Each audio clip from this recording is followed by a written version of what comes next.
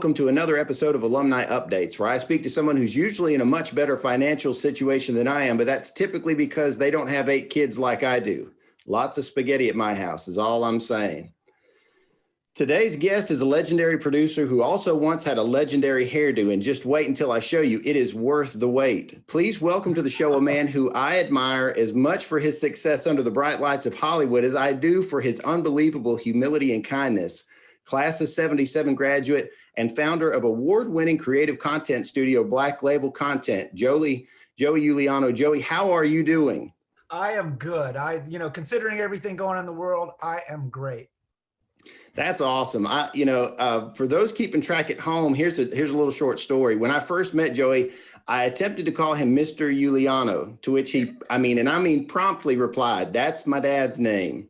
In fact, don't call me Joe either. People in Dublin call me Joey." So here we are.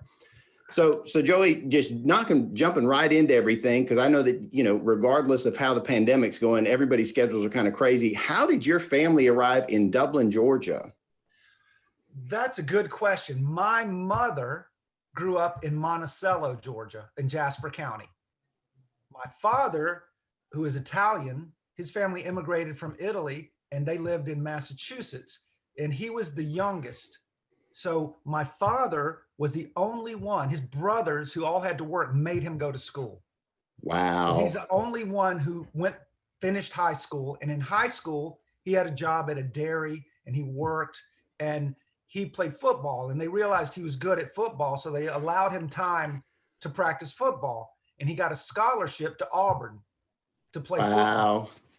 And then he got hurt. This is long story short, got hurt at Auburn. So he went to Georgia Military Academy to play and get better at GMC in Milledgeville, where my mother was in school at GSCW. And that's how they met. And and then he went off in occupation to Austria, and my mother continued and went to New Orleans and did her internship and ended up getting a job at the VA hospital. Wow. And then they got married, and my dad had a job also here in Dublin. It was called Textilanolin and became several other companies, but he had his own lab, and they made dyes for the woolen mill. Wow. Long story short, but that's how that happened. So that's how a guy with the last name Uliano ends up in Dublin, Georgia. Football. Yeah, it's always football. It's always, in fact, I'm wearing my state championship T-shirt, so I guess it's always football. Yeah. Well, let's get the elephant out of the room. In today's world, some people might consider that a pun. All jokes aside, getting the elephant out of the room. But anyway, enough joking. Yeah. The elephant's why we're on Zoom. You're not in an auditorium talking to our kids. You're here in this little format. How have you handled the pandemic so far this year? I have to say, I am so blessed, and our whole family's so blessed, is that, I'm in a business where we work direct in contact, live action filming and shooting with people. So I thought when this started, that's it. We're done for a while. And I decided to sit down and think of how I could get back to work. And so I started researching the virus and labs and how to test and everything. And I wrote a white paper basically on protocols. How could we get back in person on set? So through research, I wrote a white paper. I presented that white paper to Netflix and to Disney, who were my clients. They looked at it and they said, "Okay, you're our guinea pig." And we were the first company to go back to work because wow. I found a lab, and I found some nurses, and we wrote down, here are the steps we will take, because actors, to come in front of a camera, they can't wear a mask, and they're the most at risk. And they're also the highest value person, right, to other people on set. And so for other shows that they're going on to do and everything else. So, and it was new. No one knew, is there insurance for this? Is there, what is this? So, that's what I did for 3 months while we didn't work. Was I just decided not to try to figure out a new way to do it, but to figure out how we could go back to the old way with research. And so that's what we ended up doing, is doing a protocol and presenting that. And luckily we were trusted enough because we'd done enough work, you know, with all those people that they said, okay, you're going to be the first person back. Let's see how that goes. So basically what you're telling me is all of your English teachers and your science teachers from Dublin High would be very proud of you right now because you had to use your writing skills and your research skills and scientific method for a job involving putting people in front of cameras. There were, I will have to say, from my experience at Dublin High School and in the Dublin system, there were some really key people that you wouldn't know while you're taking those classes. Now, you don't know because this is all theoretical. You know, you don't know, but Miss Green, who was my English teacher. Mine too. Yeah. So she taught us how to write papers, and we wrote fictional things, and she's pulled me aside and said, you're really good at this. So that made me want to dig in and in writing. Writing I do every day now. I have to in order to get a job, I've got to write a proposal. I've got to communicate. So that became that. And then Coach Richardson, who was my coach in coach B team basketball, you know, biology, all those things, has been a person other than outside of my family, my father, who taught me about competition, who taught me that you can push yourself further than you think you can in mentally and physically. And that even if you win, when we would win a game, he would still smack us all in the head. Yeah. You know, but you know, he would teach us those kind of things that, you know, go on in life to be, you know, lessons that you take with you, that you understand about yourself. And you know, a lot of my teachers that I worked with, and a lot of things I learned in school, or whether it was sports or whether it was even debate team with Miss Woody, those things all become addition sum to whatever it is you do. I worked for the governor of Florida was one of my jobs. I was the press secretary and the energy lobbyist. That was when I was about 24. But all of that, every single piece of the business I'm in, which you could just put under communications, right, has been the ability to communicate, and that's writing. If you can write, whether you're going to go to medical school or wherever you're going to go, writing has been being able to communicate through writing is essential. It gets you from one place to another. And my father, especially coming from his background where he had brothers and they all had to share a bed and one room and everything else, he got where he got because of education.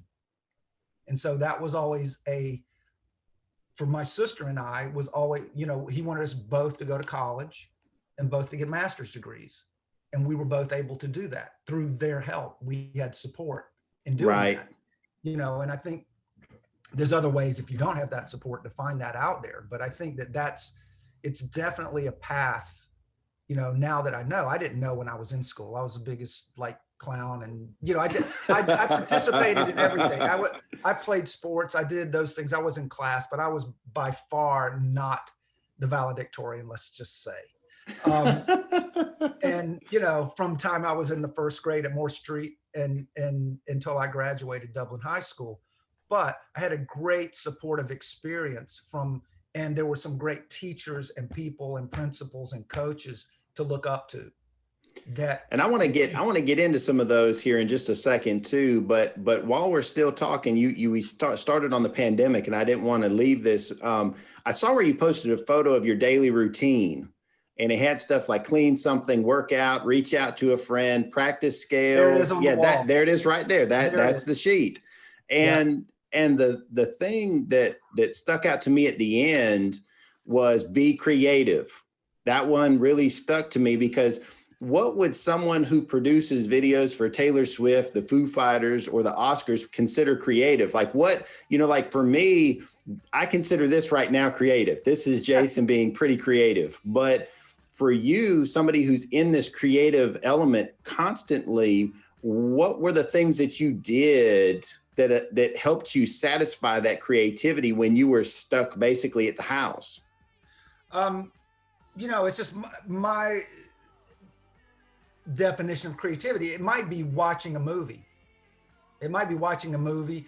It was, you know, I'm a guitar player. I'm a musician. That's has pretty much been the driving force of my life, has been music. It's been an underlying thing and everything. And that's whether I played in bands, you know, around with my friends at high school, or whether I played in college in the jazz band I played. And did you play in the shanty ever? No, I didn't. That was pre me. Oh, that was pre you. You know, Yeah. Scott Thompson kind of keeps me up to date. I played in the half shell out on. Oh, I got you. Yes. It was out on near Country Club Road. Yes. When I came back from college, and we played mostly in garages in high school. But you know, I was sort of lost in college a little bit. I think I'm going way off track. But no, you're good. But went to college to study marine biology, and it just wasn't sticking, you know, with me, and I wasn't doing well in college, you know, and then I started working at the radio station there, and it clicked. Like, this is something I like, this is interesting. And I worked hard, and you know, I got a position there, and I was in the jazz band. And then I switched over to radio, TV, film at the time at Valdosta State College. And State College, which is Valdosta State University now. Yes. And so through that radio station and a group of friends there, it was like being in a band. We got to play wow. music. We did the news, we did all those things, and I learned responsibility, which I already have, but it turned out I was responsible. So I got made the general manager eventually. Wow. I was running the radio station, and I was like, this works, this makes sense, this is a job. And then we started, you know, doing television and stuff. So that was where I found something that I could excel in, that I felt good about, and that worked and made sense. And I think, you know, if I was in high school now, I have a 19-year-old daughter. Yes, I was going to mention that later. That's unbelievable, by the way. That I saw her in school, in the same thing in school. When I was in high school, I felt like it was teenage jail. You know, I didn't know what all this was about. Why am I learning all these things? Why do I need to know history? Why do I, you know, these things? So I just didn't understand. I wanted to be doing other things. And once I got to college and found something that really I could relate to it and do and set me on fire, then I understood what it was about. And my daughter learned that earlier than me. You know, she found her passion in high school, and which was she wanted to be a veterinarian, and she's been studying that ever since. And she's in her sophomore year of college now. You don't have to know what you want to do if you're in high school. You don't have to know yet. Things will present themselves to you, and then you can go with those opportunities. You have to get yourself into traffic to understand that. But you need the basics. Like Coach Richardson said, you got to learn how to dribble. He wouldn't let us play. We would dribble and shoot at the wall. That sounds like him. Yeah, he said you have to learn the basics before you can play. And so, you know, if there's things that you're really interested in, they apply to pretty much everything you're learning. But writing and English, I would say, from my point of view, unless you want to go into the sciences, which is we're going to be math and that, is going to get you everywhere you want to go if you are proficient at that. The list on the wall back to that was be creative to me was writing, was playing guitar, was doing something every day for that muscle. It's a muscle that you use every day. Writing, thinking, looking at things creatively, drawing, anything that you do that's creating something. You're a maker. I'm a maker. I like to make things. I don't care if it's fixing my lawnmower or whatever it is. I like to make things. So to me, that's creative, is making things. You know, the other things on my list were things that I just needed to do, that like clean something every day, work out your body, which helps your mind. If you can, you know, get some exercise and things that keeps the blood going through your mind. Something proactive for work, which was doing this white paper, reach out to a friend, just call somebody up and, you know, and talk, do something in the yard, and then be creative. And that's, I needed that, whatever that list is. That little structure, I guess, or that order. I get, if I don't have some structure, I can get here or there, I can go down, there. So I think that, like, my advice to anyone in high school that's, whether you're not going to go to college or whether you are, whatever it is that you want to do, and you don't have to decide now. I've had a couple of lives. I've done everything from, I've been in a band. I've worked at a radio station. I worked at television station. I worked for the governor. Yes. I went back to school after that, which my parents thought, "What? You've got a job. What are you doing?" I went back to school out here in California, and have just been open to those things that come in. But I knew that I didn't want to. I knew the things I didn't want to do. Right. And so, I was lucky. And one thing I will say is, in terms of my parents and the teachers and my community and the church and everything in Dublin, is I've never had a day in my life when I haven't felt supported. Wow. From people around me. And not everybody can say that. And if you're listening to this and you aren't, I'm sorry. And you will find that support from some people. But that support and that ability for somebody to say, yes, go get it, go do it. You can do that on your own, but it does help if you have support and love. Yes, and that's something that I always get excited about, and I kind of dote on Dublin High School and Dublin City Schools. It's always been this family feeling. Even, I'm 21 years removed. Wow, if a person were born on my graduation day, they'd be old enough to drink. That's crazy. Yeah, that makes me feel a little older than I realized. Wow. But the thing that always seems to harken back is when people find out that you're from Dublin and you went to Dublin High School and they did too, there's this camaraderie that seems to come about, and there's this genuine interest in the other's life, even if you weren't doing what you're doing, because, there's a lot of sparkle and pixie dust on some of the things that you get to do. Just the fact that you went to Dublin and I went to Dublin, and, running into you a couple years ago at Thanksgiving was really awesome when you got to eat with your folks. That was fun. And, getting to see everybody's successes. I thoroughly enjoy that. And that's why you talk about English. I tell people all the time, I took calculus in high school. I had no clue what I wanted to do, none. And I just took the class because I was in the little higher class, the college prep classes, and that's what you're supposed to do. But like I tell my oldest son now, who's a mechanical engineering major, I said, Noah, the purpose of calculus isn't for you to memorize those equations. It's to teach you problem solving. Everything that I learned in that math class, I couldn't tell you differential and integral calculus. I just know those two words. I couldn't go through all that for you. But the processes that it teaches your brain to go through to look at a problem and come up with a solution, I use every day. And the same thing with English, being able to be well-spoken. Miss Green would be mad at me because I'm using my hands right now. I took speech class with her. And one of the things she made a point of was not to say and ah, and not to use your hand a bunch. But see, I'm part Italian too. My grandma was full-blooded, Mingardi, that was our last name. And so it's kind of hard for me not to get excited. But like you said, I love the fact that you communicate that school in the process may not feel like you're accomplishing much of anything. In some cases, you feel like you're having to memorize these facts or learn these things that you may not apply. But the core concepts behind all of that, you told me straight up that you use every single day. And I love for the kids to hear that. I didn't like math or anything else, but that's what I do every day now. I as a producer, is like a producer. What I do is sort of like a contractor. We get a job, which would be a music video or something for the Oscars. And then we creatively get it. We write ideas, we pitch those ideas, which we have to communicate. And we do it through making some decks, pictures, words. Here's what we're going to do, complete ideas. And then if we get the job, we have to budget it. And it's my company. So I'm responsible for everything from start to finish, which is fast and a lot of moving parts. And we have to budget it so we don't lose money. And we have to budget it low enough so that we get the job. And then we have to manage it as it all goes.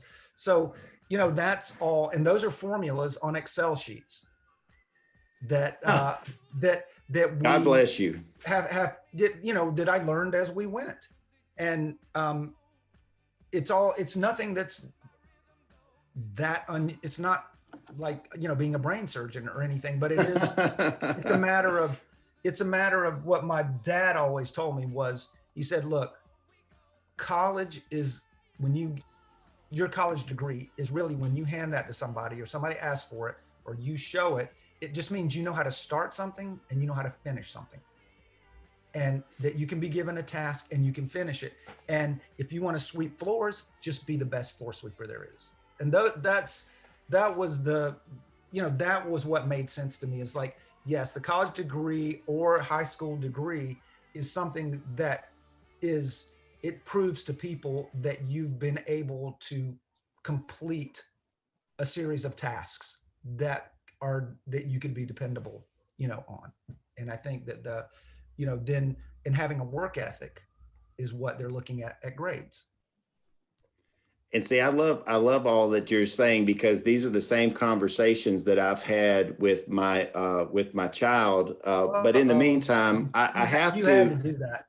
I have to. Uh, Um, I scoured yearbooks this morning. I was in the media center, which used to in the old days was the library, but I was in the media center at Dublin High, and I was scouring through books, and I said, I got to find a senior photo. I said, I know it was mid to late 70s. And so I'm skimming and I come across the 77 annual, and there it is in all its glory.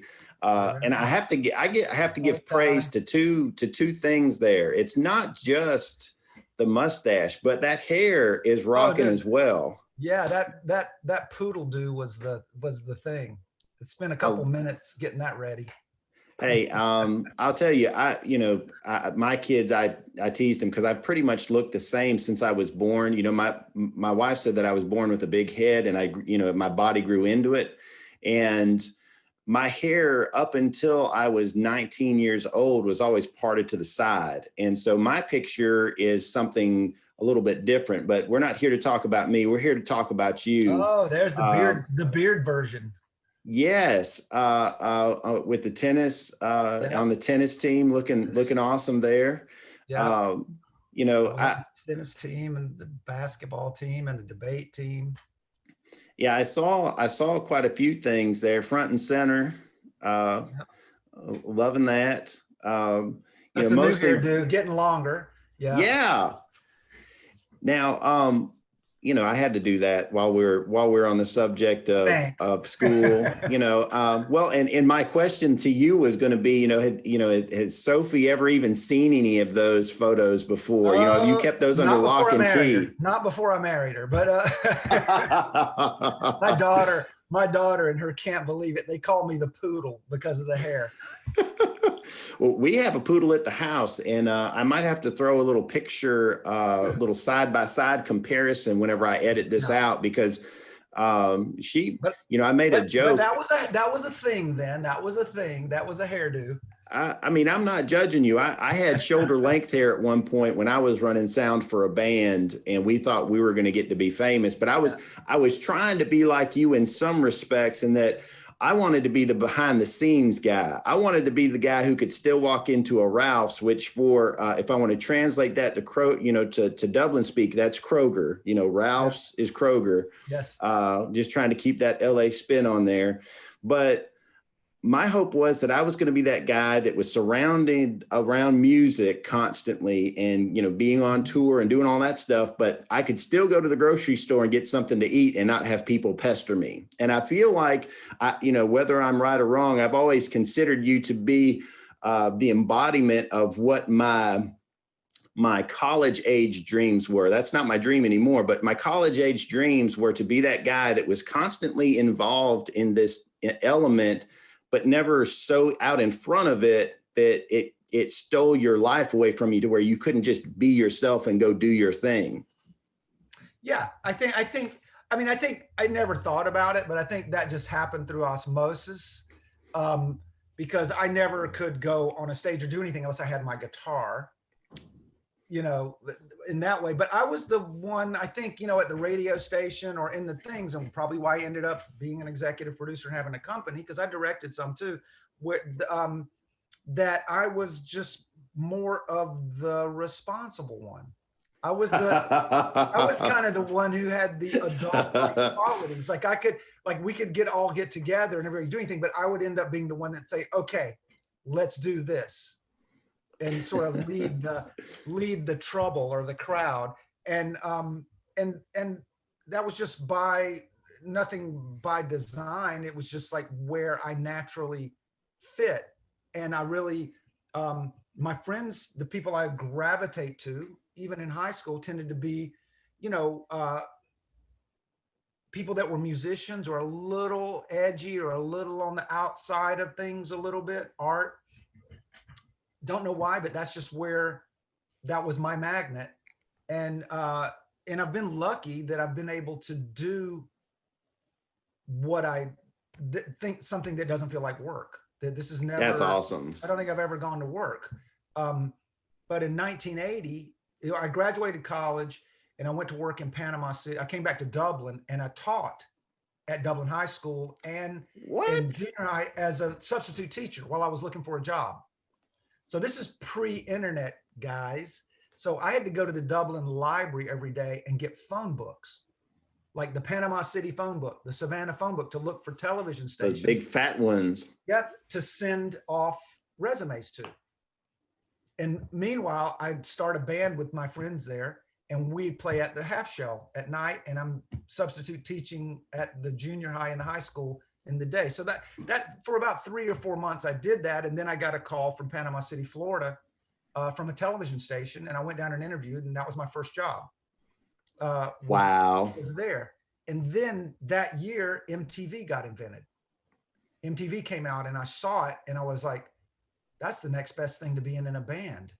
It's like, how do these things get made? So I started making those little things on my own. I had no way to even talk to MTV or anything like that, but that was what I did. And then lo and behold, I end up years later having a front row seat. You know, that's just crazy. So it's luck and it's drive and it's putting yourself in the right place. Because by going to school in Los Angeles at the American Film Institute, after I'd worked for 6 or 7 years, that put me into traffic to find what I wanted to do. There was I needed to work. I was out of money and I was out here in school. And so I found there was a note card on a bulletin board at school that said gospel rapper, you know, music video needs a producer. And I'm like, okay, great. Called him up. You know, I'd love to do this. And so it turns out to be MC Hammer before his record deal. Oh, you're kidding. And so I did that video, and then I was hired for the next 2 or 3 years to do every video they did and all his other groups, and then NWA. And then, you know, I ended up being sort of the rap guy in the beginning of MTV. That's insane. And that's how that started. I didn't have a chance to think about it. You know, I did it. I really liked it. I really enjoyed it. I liked the people that I was doing it with. And that's really how that happened. It's opportunities. It's not being afraid to ask or go, but it was because I needed to work.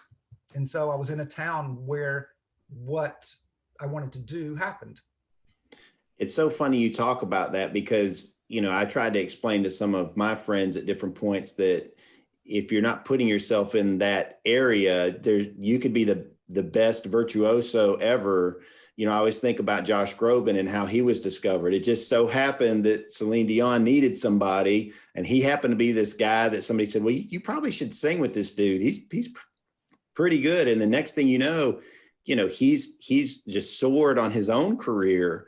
And it's all a product of being in the right place at the right time. Yeah. But also having that back end, like you talked about, of putting in all that work up to that moment where you get that opportunity. You know, people don't realize that, you know, you didn't become the founder of a content machine overnight. You know, this was a product like you talked about. This is, you know, there's several iterations of Joey Uliano. You know, you talked about 3 in particular, and To me, I think it's really important for kids to know, like me, I started in high school. They used to give us this ASVAB test for the military. You had to take the test to see what you qualified for so that the military could see if they wanted you to join. And I intentionally fudged all my answers because I'm like, I don't want to be in the military. I don't know what I want to do, but I don't want to be in the military, and they still sent me all kinds of mailings. Hey, would you like to join? I guess they were going to put me in the infantry because he's like, well, he doesn't sound too smart. Put him in the infantry. No offense to our infantrymen, but my point is, I had no clue what I wanted to do in high school, none. And when I went to college, I went to community college, did that little bit.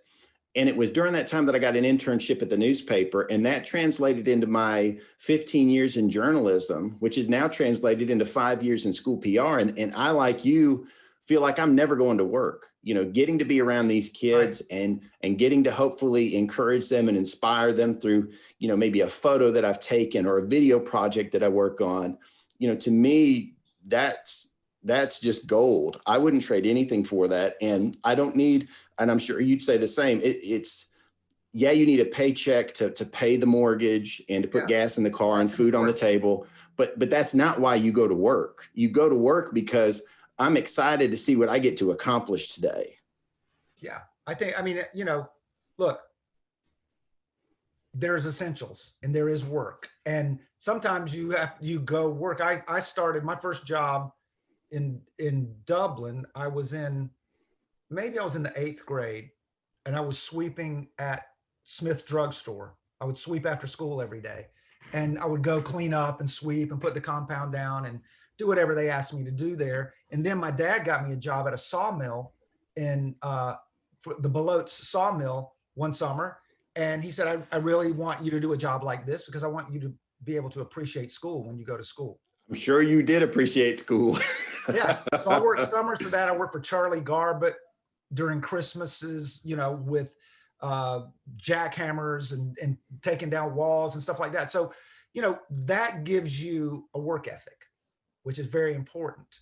That if you haven't worked and you're in high school and you don't know that, be aware that when you go to do a job, no matter what it is, that, people notice if you do your job, if you listen, and if you do your job well, that people notice, then that's how you get moved up. That's how you get promoted. That's how all those things happen. And it's also pride about what you do. And that's what moves you on or just keeps you satisfied with what you are doing. If you're doing a job that is for a paycheck, great. That's necessary. If you're doing a job that's for something you love, there might not be the paycheck at first. I didn't have the paycheck for a while. I took jobs for $4.25 an hour in television. But there's a longer game if you can survive that period. And that's really what it's all been about for me, is like, I feel like I still will be the last person standing, on a 16-hour day. It takes that. And that's what I learned from my father, my mother, Coach Richardson. It's, he was a Marine, and he treated us like we were like at Paris Island. And I'm thankful for that. You need someone that's outside of your parents to show you that you are not that special until you make yourself special. Well, it's funny you talk about Coach Richardson because, I used to exercise in the same gym that he did. And I called him my old friend because he was old and he was my friend.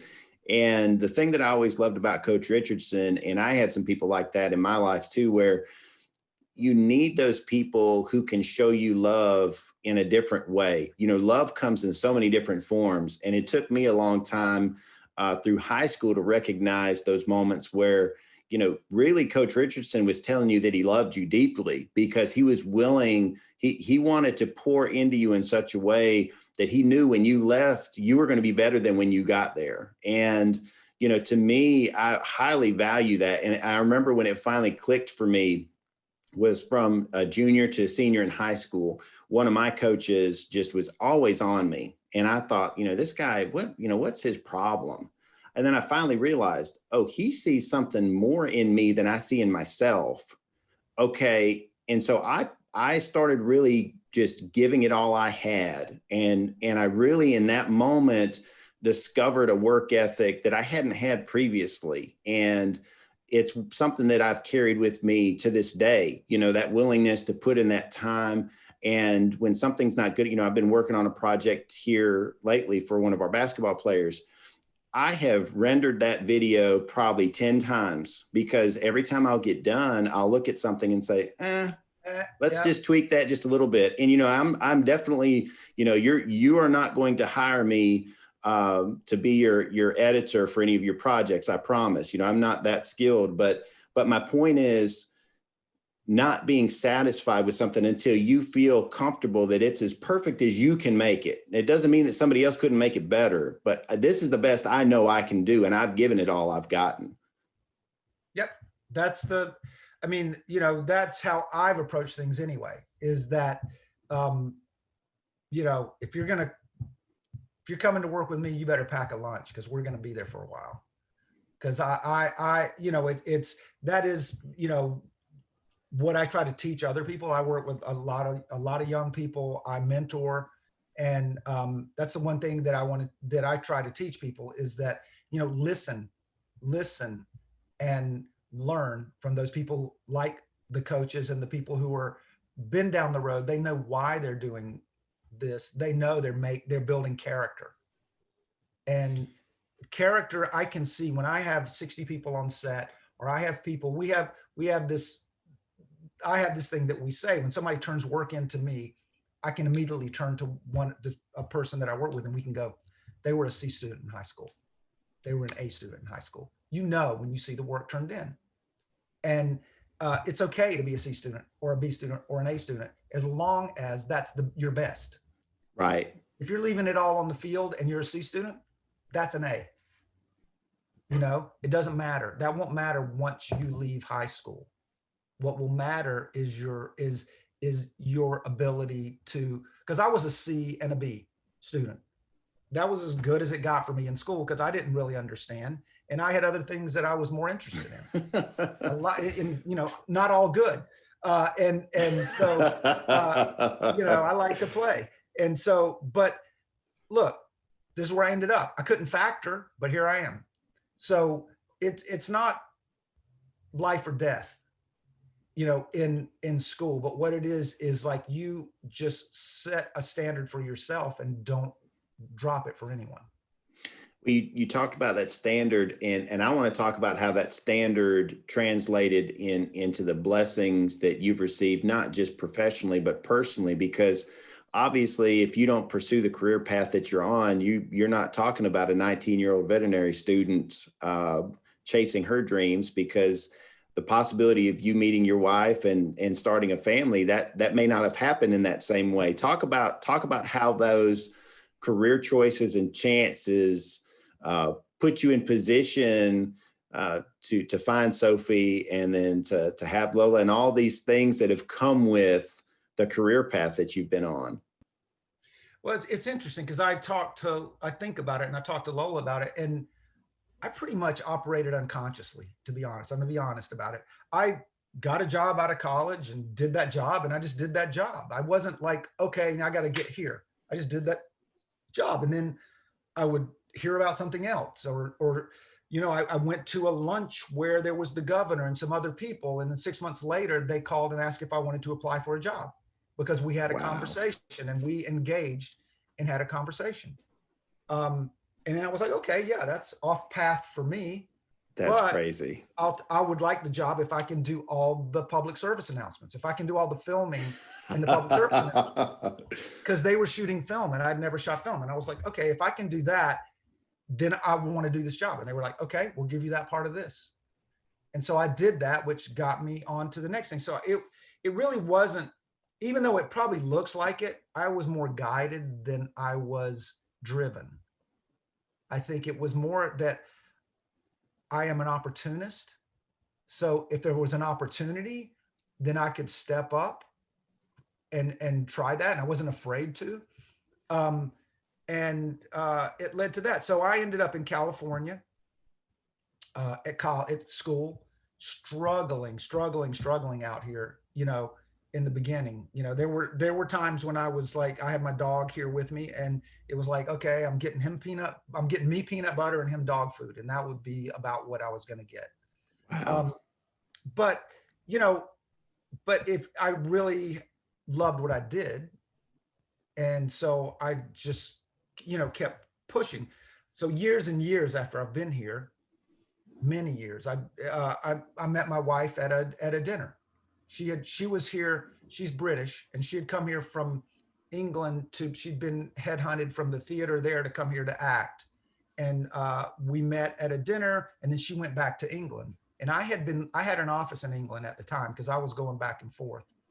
Um, and we, became friends, and we fell in love. And then, Lola came a year later after we got married. And that's just happenstance. You don't ever know where that person's going to come from or be, or where. I mean, we couldn't have had more different backgrounds growing up, except she grew up in the country in England, on farms. So we had a little of that in common. Yeah, because you had a little bit of country, technically this was I got a lot the of country. My grandmother is, we spent a lot of our time at my grandmother's in Jasper County on my mother's parents' farm. So I grew up, my dad waking me up at 6 o'clock and us going fishing, and, all those things. So I got a lot of country, which is also a help. Another thing in everything you do. The other thing I want to mention that wasn't school, but it was an outside thing that I feel like really helped and prepared me for a lot of things, was Boy Scouts. Strangely enough, I was in Troop 68, and we learned how to, there were merit badges. So you had to do tasks. So you had to get a plumbing. You had to get I learned how to do things, how to fix things, how to, first aid, all those things, which have come in handy. Several times I've had to do first aid. And that to me, that was such a good background for a lot of things, because it's working with a group of people, it's cooperation, it's getting thrown into situations. It's so boys clubs, Boy Scouts, Girl Scouts, Brownies, any 4-H, all those things are just another way to learn how to work with people. Who was your scoutmaster? Joe Wilson. I figured as much. He was the scoutmaster for so long. I worked with his son Joey for forever. Another Joey in the world. Joey, we were in the same time. Kelly Kennedy, me, Joey. All Edwin Porter, Dubose Porter. We were all in the same troop at the same time. It's funny because Kelly is our school social worker now at Dublin City, and I think he's been there for probably about 20 years now. And when you start talking about Mr. Joe, there's just so many stories. The stories about Mr. Joe are just voluminous, I guess is the word that you're looking for. But he was bigger than life, and he cared about young men, and he cared about those guys.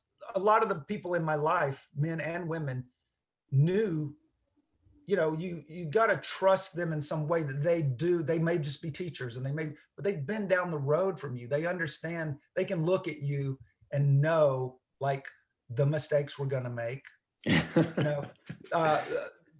Ms. Mercer was my science teacher in 8th grade. She was like a big influence on my life.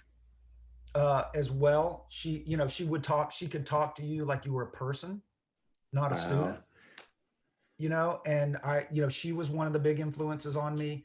I just think that take advantage. If you've got teachers or coaches or reverends or the people that will give you time, take it, listen to them, because every little nugget later becomes something that you can use. I went to Valdosta, and then I came here to the American Film Institute, and I really felt like, oh my God, the people that are coming to this are from Columbia, from Harvard, from all these, it was very international, come from all over the world, but they were from the top schools. And I'm like, oh no, like, am I gonna not be? And I was able to outwork everybody. Maybe they knew more about history of film, and things. And there's some really talented people there too, which I learned a lot from. But the reason that I didn't sink and I rose to the top and got my master's and made it to the second year program, which they only picked 5 people to do, Wow. was mainly, it wasn't because I was smarter than anybody else.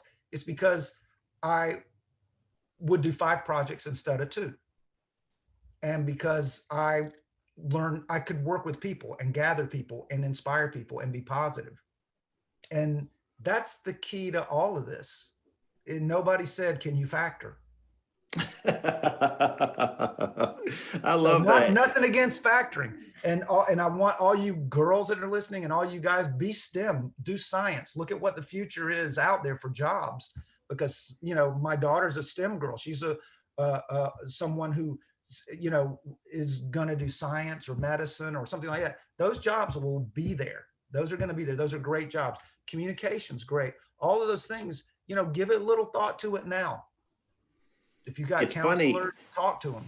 when you talk about STEM, I think people don't ever consider how that acronym applies everywhere. You know, I think, for instance, the technology that the Mandalorian just used to replace the green screens, that took STEM, every bit of STEM. That's math. That's ones and zeros.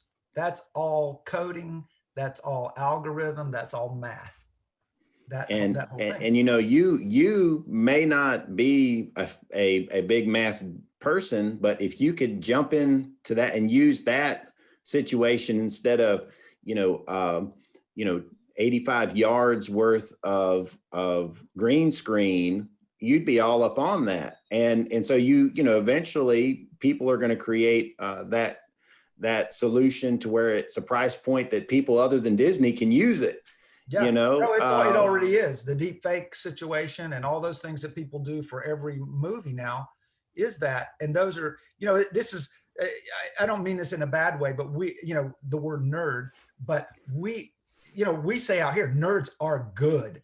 Those are the people that invented Google. Those are the people that are creating these algorithms. Those are the people that can code. Those are the people that can, coding is the key to all those things. If you're interested in those, that is power. That is, all of those things. Cause I had a group of kids. They're not kids. They were in their 20s, people, but I found out they all knew the same pieces of software. They all knew these like sort of 5 pieces of software. So when we started doing big screen events that have all the information in the screens behind Tim McGraw or behind One Republic or behind U2, somebody has to create that stuff. So I put that team, we called them nerd. I said, you guys are nerds. So I put 5 of them in a group on their computers and said, you are nerd. These are the things we need. And they took it and made it better than we could have ever thought to make it. And it was through coding, through Premiere products like, Final Cut and those, all those things, not Final Cut, but Premiere. And Premiere Pro and After Effects and all that. Through all the stuff that you will learn, we didn't know. I have to hire people to do because I didn't know that coming through. Those are things that you can walk out and that a hospital needs in their PR department, that everybody needs someone to communicate and to tell their story in communication.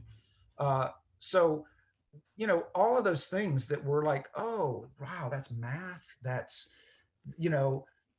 there's one of my best directors, Shane Valdez, who started as one of those kids in Nerd and is now one of the top directors for me of everything.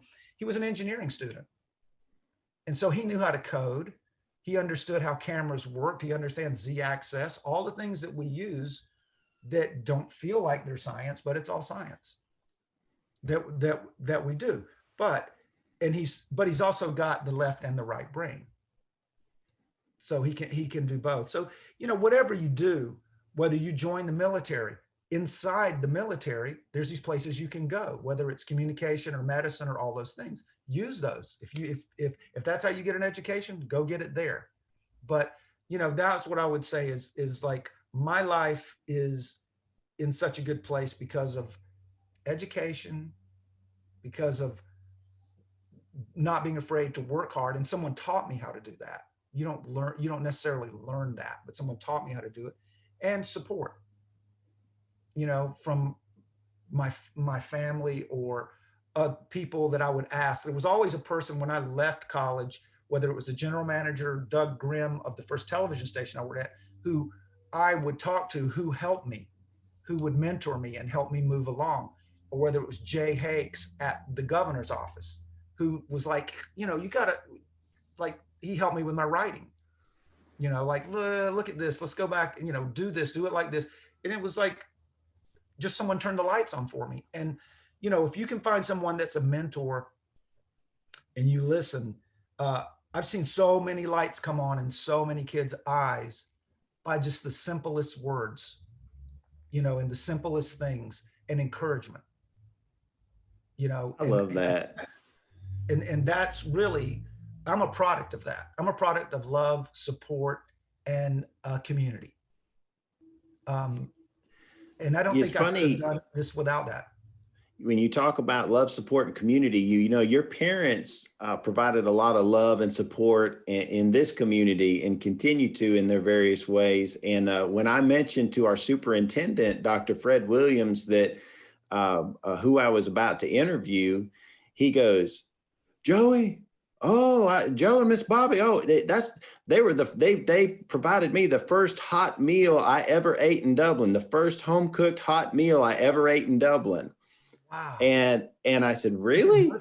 And he goes, yeah. He said, I had just come from college up in Atlanta. And one of the projects I wanted to work on as a new PE coach at Susie Dasher's, I wanted to start jump rope for heart. He said, well, I found out that the Ulianos were big into heart health and promoting it. And he said, so they invited me to come to their house. He said, so I, go to their house. He said, Jason, I was the only person under 50. Everybody else was old people. And sure enough, here they come with this home cooked meal. He said, and it was delicious. And we talked about jump rope for heart and heart health. And he said, man, they're wonderful, wonderful people. He said, that's exciting.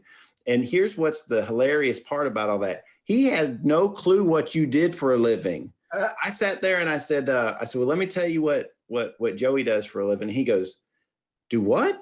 But to wrap things up, we've got to do a rapid fire with you just to test to see how much of California has sunk into your veins. So I'm going to ask you quick questions and you're just going to answer them straight up, one or the other. You ready? Okay. Are we answering yes, or you're going to give me a multiple? I'm going to give you're good 2 choices. You get to pick one or the other. You ready? Got it. Let's go. All right. So first one is Falcons or Rams? That's hard. Falcons. Grits or polenta? Grits. And you're making a lot of people proud right now.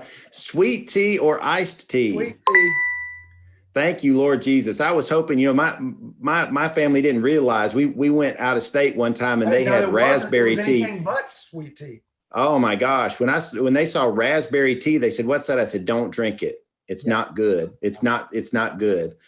All right. Atlantic or Pacific? Pacific. Bulldogs or Trojans? Bulldogs. All right. And this might be the most important one of all.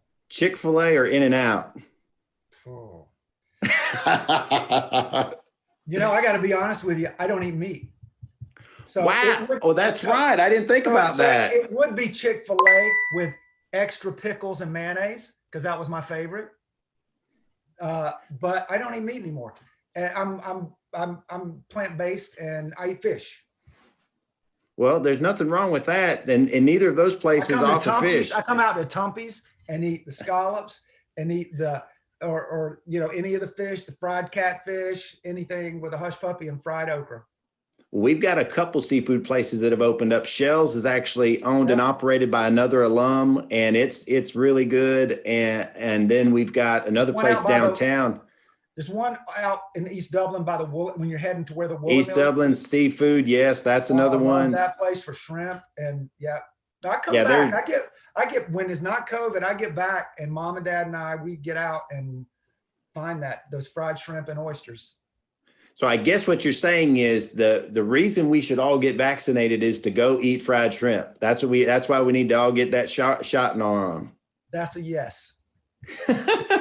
Well, fantastic. Well, Joey, I want to thank you again so much for joining us, and I want to wish you well, and please don't be a stranger. And thank you again for joining us. The minute it's safe for me to come see my parents, I will be home. I miss them so much. It's been 9.5 months since I've played golf with my father, which is an essential part of my life, is playing golf with my dad. And he's 93. He shoots under his own age, and he still beats me.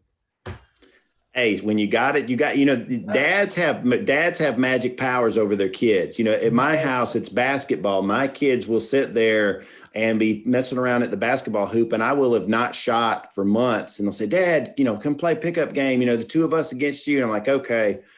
And they know that if we play longer than about 30 minutes, that muscle memory is going to kick back in, and I'll just whip their tail. So they try to keep the game short and sweet, but see, they forget I'll stretch it out because I know when I'm going to hit my stride. The rope-a-dope. Yes, sir. Yeah. And I miss my mom's fried okra. So I'll be home as soon as I can. And, I would love if there's any students that have any questions or have any sort of desires about the things that I do, I will be available to talk to you because I didn't have anyone to tell me, and I would love to be able to pass what I know on. Well, I love that. The whole purpose for this episode was to hopefully get things rolling with our audio video class. We have one of those now, and we have kids who actually participate in live streaming our basketball games. So I'm excited as all get out. Maybe we'll do another Zoom for that class, and we can show some of my work and talk about it. That would be fantastic. Well, I'm going to let you go because I know you've got somewhere to be, and then maybe next time I'll make you get one of those guitars off the wall and we can jam for a little bit. All right. All right, sir. Well, thank you so much. Have a great day. All right, you too.